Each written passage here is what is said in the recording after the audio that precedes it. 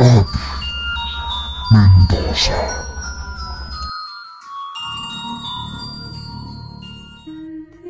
Ako nga po pala si Angie at nagtatrabaho bilang sales lady sa isang malaking mall sa Ortigas. Isang araw ay may bagong sales lady na na-assign malapit sa area ko. At ang pangalan nito ay si Christina. Sa unang araw pa lang nito ay maayos naman itong makitungo sa akin. At nagkakilanlan din kami habang kami ay nasa area. Matumal ang benta namin nung araw na iyon dahil walang gaanong tao. Kaya halos naging malalim na din ang naging kwentuhan naming dalawa. Masayang kausap itong si Christina.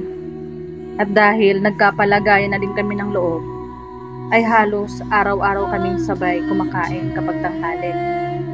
Lumipas ang mga buwan, ay ganon ang nakagawian naming dalawa. Sabay kaming kakain ng almusal at tanghalian. At minsan naman ay nag-aantayan kami hanggang makauwi. Pero tila na bago ito nung isang beses ay sinundo ako ng aking kasintahan sa trabaho dahil kami ay sabay kakain sa labas. Maayos akong nagpaalam kay Christina, ngunit tila iba ang naging reaksyon nito. Animoy nagtatampo na hindi kami sabay lalabas ng mall. Hindi ko lamang ito pinansin dahil nung mga oras na iyon ay nagmamadali na akong mag-out para mapuntahan na agad ang aking kasintahan. Kinabukasan ay hindi na ako kinibo ni Christina. Kahit anong pangungulit ko dito ay hindi na talaga ako kinakausap. Hanggang sa ako na mismo ang umiwas sa kanya.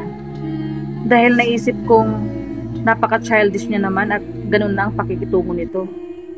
Hanggang sa gabi-gabi na akong sinusundo ng aking kasintahan. At nakikita niya din ito na pumupunta sa area namin.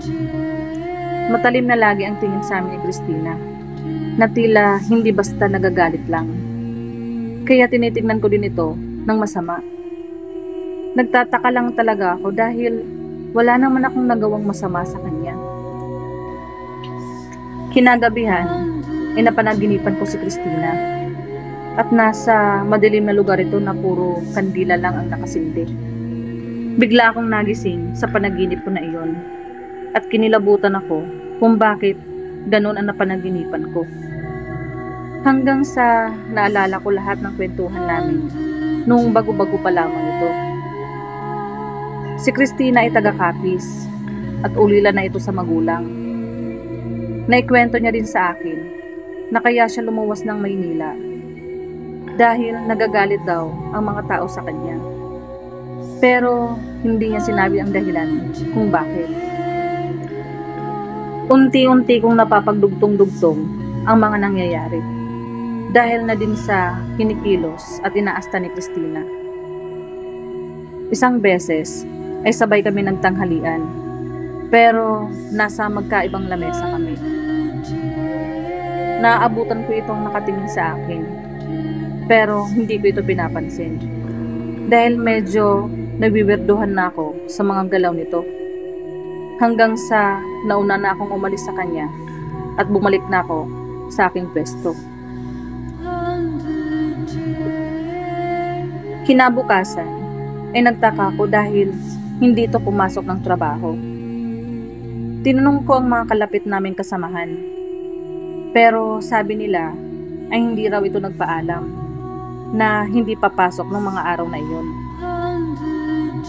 Natapos ang araw ng maayos at kahit papano ay hindi ako naiilang dahil wala nga siya sa pwesto niya at malaya akong nakakagalaw nang hindi naiilang.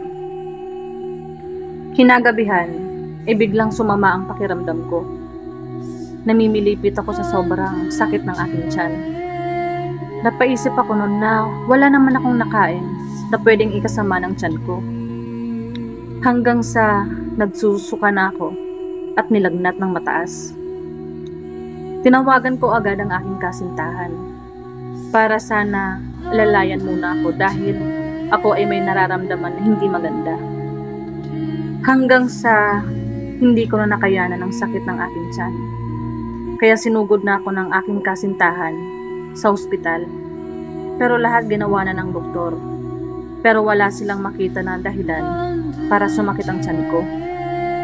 Hanggang sa niresitahan ako at pinainom lang ng gamot.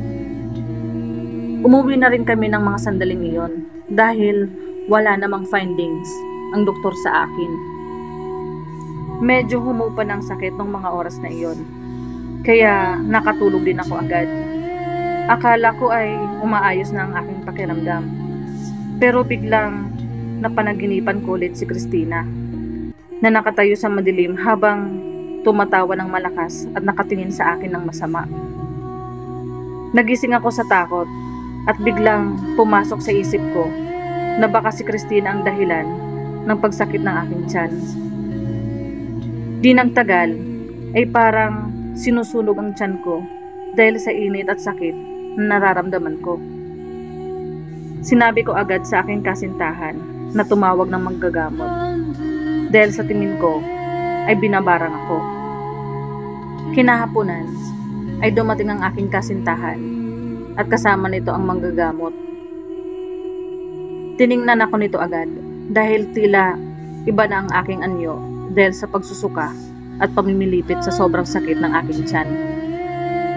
Habang ginagamot ako, ay tinanong ako ng manggagamot kung meron daw ba akong nakaalitan sa trabaho. Dahil tila daw galit na galit ang taong bumabarang sa akin.